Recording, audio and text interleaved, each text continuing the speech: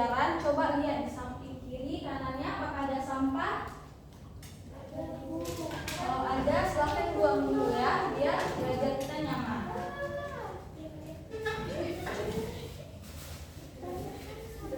Sudah semuanya? Sudah, Bu. Jadi minggu lalu kita sudah belajar nih tentang komponen larutan, kemudian kita sudah belajar tentang larutan elektrolit dan non elektrolit. Ibu mau tanya nih ya sama kalian tentang materi sebelumnya. Coba Mimi, apa komponen dari larutan? Oke, benar sekali ya. Coba Rehana, apa nih perbedaan larutan elektrolit sama non elektrolit? Kalau larutan elektrolit itu dapat menghantarkan listrik, kalau non elektrolit itu tidak dapat menghantarkan listrik. Ya, benar sekali ya keduanya. Jadi berarti masih ingat nih materi sebelumnya. Nah, sebelumnya ibu mau kasih nampak kalian sebuah gambar ya. Coba diperhatikan semua ke depan. Nah, nampak? Jadi pada gambar tersebut ya ada seorang bapak-bapak nih sedang melakukan sesuatu kegiatan. Ternyata kegiatan ini tuh sangat dilarang sama pemerintah. Jadi kalau misalkan kalian jumpa nih orang sedang melakukan kegiatan tersebut, kalian bisa aja melapor karena memang pemerintah tuh melarang ya melakukan hal pada gambar tersebut. Kira-kira bapak ini sedang melakukan apa nih? Ada yang tahu? Coba katakan. Ya, tunjuk tangan. Coba. Oke. Kemudian kenapa nih dilarang sama pemerintah? Coba. Setrum ada lagi? Ya, coba. Dapat membahayakan ekosistem. Oke, ya tepat sekali ya. Jadi nanti kalian bakal mengetahui asal lebih lanjutnya setelah kita mempelajari materi kali ini, yaitu mengenai senyawa pembentuk larutan elektrolit dan non elektrolit. Adapun tujuan pembelajaran kita hari ini agar anak-anak sekalian itu bisa menganalisis apa senyawa pembentuk dari larutan elektrolit dan non elektrolit. Nanti ibu akan bagikan kalian ke beberapa kelompok, kemudian kalian akan mendapatkan LKPD untuk dijawab dan dipresentasikan ke depan. Ya, Iya, Bu. nah. Sekarang ibu akan bagikan kelompok dulu nih ya. Yang di sini kelompok 1, kemudian di sini kelompok 2, dan di sini kelompok 3. Yang di sini bisa gabung sini aja ya. Ibu bagikan KPD dulu.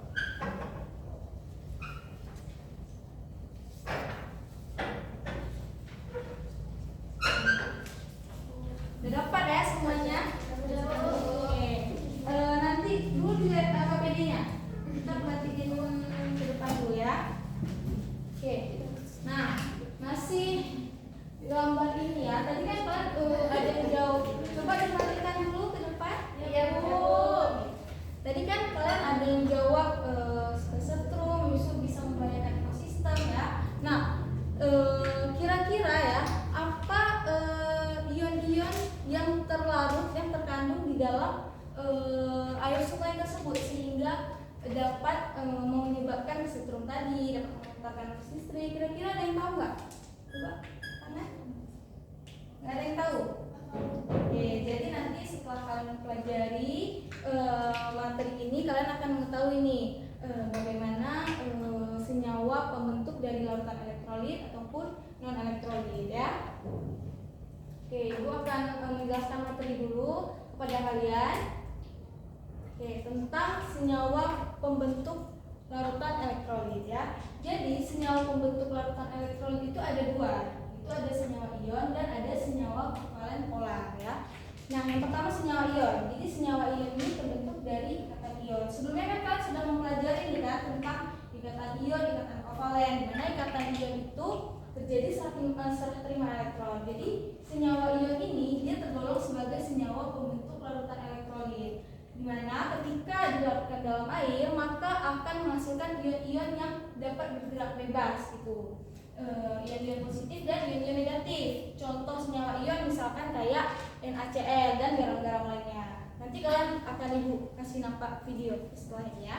Kemudian untuk padatan, lelehan dan larutan dari senyawa ion ini itu berbeda-beda kekuatan menghantarkan listriknya. Kalau misalkan dalam bentuk padat nih itu tidak dapat menghantarkan listrik karena ion-ionnya itu tidak bergerak secara bebas, makanya dia dikatakan sebagai isolator, tidak dapat menghantarkan listrik. Kemudian untuk lelehan itu dia dapat menghantarkan listrik karena ion-ionnya itu dia dapat relatif bergerak lebih bebas daripada pada atom tadi, makanya dia dikatakan sebagai konduktor atau dapat menghantarkan listrik. Kemudian untuk yang larutan ya, kalau misalkan larutan berarti kan larut dalam air nih, berarti dia dapat menghantarkan arus listrik ya, karena ion-ionnya itu dapat bergerak bebas di dalam larutan, makanya dia dapat dikatakan sebagai konduktor. Kemudian yang kedua senyawa kovalen polar ya. Jadi senyawa kovalen polar itu berarti kan terbentuk dari ikatan kovalen. Sebelumnya kan kita sudah mempelajari juga kan tentang ikatan kovalen di mana terjadi pemakaian pasangan elektron bersama. Nah, pada senyawa kovalen polar ini dia merupakan senyawa pembentuk larutan elektrolit juga karena senyawa kovalen polar ini terbentuk dari dua atom yang bergabung dan mempunyai keelektronegativan yang berbeda, sehingga membuat senyawa kovalen ini mempunyai kemampuan untuk membentuk kutub positif dan negatif, sehingga kovalen polar itu dapat menghantarkan listrik akibat pengkutupan kutub positif dan negatif tadi. Contohnya kayak contoh senyawa kovalen polar itu kayak asam, basa, misalkan asam klorida, kemudian ada asam cuka juga, dan amonia ya.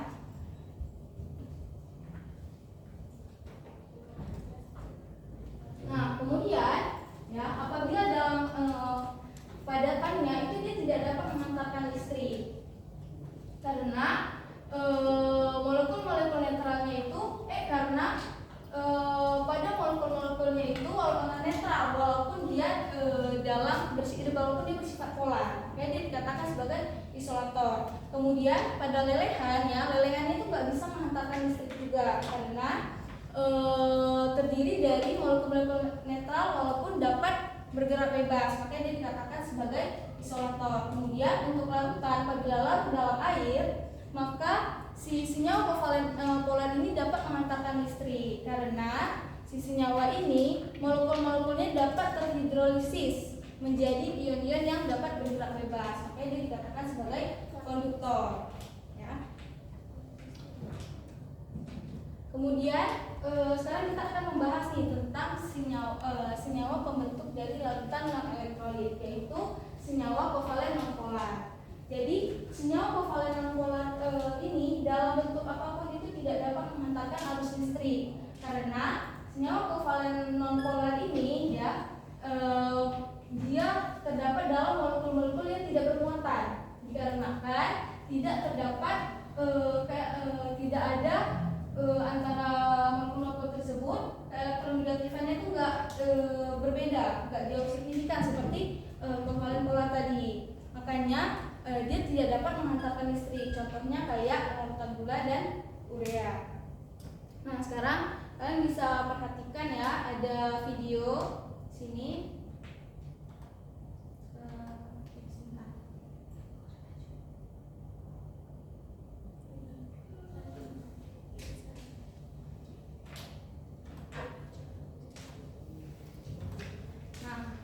Jadi pada video tersebut nampak ya bahwa ada larutan senyawa ion ya, misalkan NaCl nih. NaCl ketika dimasukkan ke dalam air ya, maka dia akan terdisosiasi menjadi ion Na+ dan Cl-. Bisa dilihat ya bahwa ion-ion ini bergerak-gerak nih di dalam larutan. Kemudian yang kedua ada larutan senyawa kovalen polar ya, contohnya kayak HCl. Jadi HCl tadi ya, kita lihat HCl tadi dia terionisasi ya menjadi ion H+ dan Cl- di dalam larutan ya. Jadi keduanya ini ionnya bergerak bebas gitu. Kemudian ini ada contoh lagi senyawa kovalen polar. Contoh dari CH3COH atau asam cuka dan NH3, di mana CH3COH ini kan asam lemah ya. Kalau misalkan yang NH3 ini basa lemah. Jadi makanya dia terionisasi sebagian. makanya ada yang masih dalam bentuk CH3COH, ada yang sudah menjadi ion CH3CO- dan H+ ya. Bisa dilihat di sini. Nah, oke, begitu juga dengan NH3. Kemudian untuk contoh senyawa kovalen nonpolar ya, setelah ini ada nih, lihat dia contohnya seperti pada larutan gula dan urea. Jadi kalau misalkan larutan gula itu ya, dia dalam bentuk molekul terlarut, nggak dalam bentuk ion-ion yang dapat bergerak bebas. Jadi masih dalam bentuk molekul terlarutnya. Makanya kedua ini tidak dapat mengantarkan arus listrik. Ya, nampak ya? Oke. Nah, dari penjelasan ibu tadi, apakah ada yang ingin bertanya? Gak ada ya? Oke, sudah mengerti semua? Sudah. Nah, sekarang boleh dibuka KPD-nya, coba dilihat ya, dilihat petunjuknya. Kemudian kalian untuk menjawab bisa cari dari berbagai literatur. Kalau nggak ada yang ngerti bisa tanya dulu ya. Ya Bu. Ibu kasih waktu 20 menit.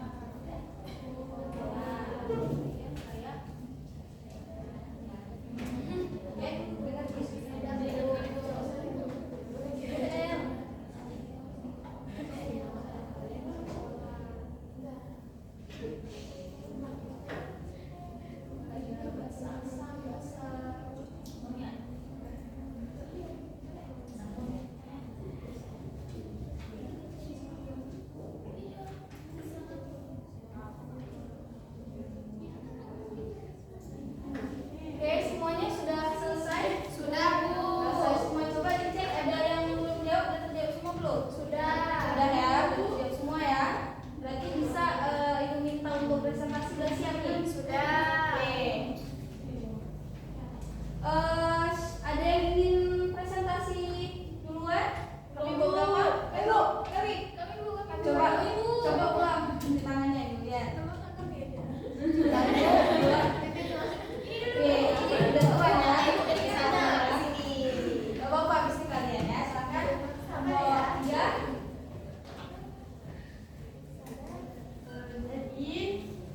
Hasil dari diskusi kami itu senyawa yang dapat mengantarkan listrik itu adalah terutama NaCl, dan senyawa yang tidak bisa mengantarkan listrik itu adalah gula. Gitu, karena NaCl itu dia dapat menghasilkan gelembung dalam air, gelembung gas dalam air, dan larutan gula itu tidak menghasilkan gelembung gas dalam air. Jadi dia tidak bisa mengantarkan listrik. Ada yang ingin memberi tanggapan atau pertanyaan? Tapi gula juga orang kami. Sama berarti ya. Karena gula itu kan ikatan kovalen antara atom karbon, hidrogen kan Bu, sama oksigen. Makanya dia tidak menghasilkan listrik. Ya nanti jelasin di depan aja ya soalnya. Sudah selesai, ada yang ingin memberikan tanggapan lagi? Kelompok 2? Ya Bu, Ya, sudah selesai. Sampai kita berikan tepuk tangan untuk kelompok 3.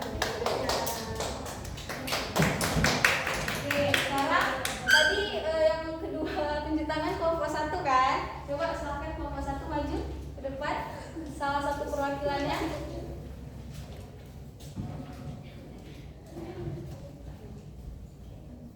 Jadi orang kami kan sama kayak kelompok 3 juga gula. Karena gula itu dia tidak terurai menjadi ion-ion bermuatan sehingga dia tidak dapat menghasilkan listrik. pertanyaan dari kelompok lain? Tidak ada. Ada, sudah sama ya? Iya, Sama ya, oke. Kita berikan tepuk tangan dulu untuk kelompok 1. Sekarang silakan maju kelompok 2, salah satu perwakilannya.